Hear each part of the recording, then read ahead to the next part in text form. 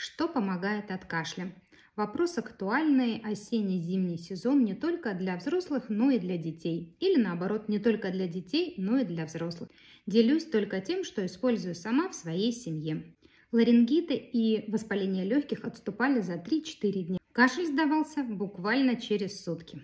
Да, я использую коллоидное серебро. Все ужасы про жуткую интоксикацию и посиневшее тело оставим для тех, кто все еще пользуется нитратом серебра. Итак, всего 1 чайная ложка коллоидного серебра наливается в небулайзер, или ингалятор.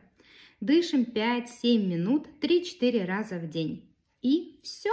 Про кашель можно забыть. Кроме этого, можно и нужно орошать горло коллоидным серебром и закапывать, запшикивать его в нос. Коллоидное серебро – это средство, которое прекрасно справляется с вирусами, бактериями и грибками. Помогает при различных видах простудных заболеваний, при острых и хронических заболеваниях дыхательных путей, носоглотки, при отравлениях, при проблемах с ЖКТ. Средство, которое можно использовать как снаружи, так и внутри. Просто пусть оно будет в вашей аптечке.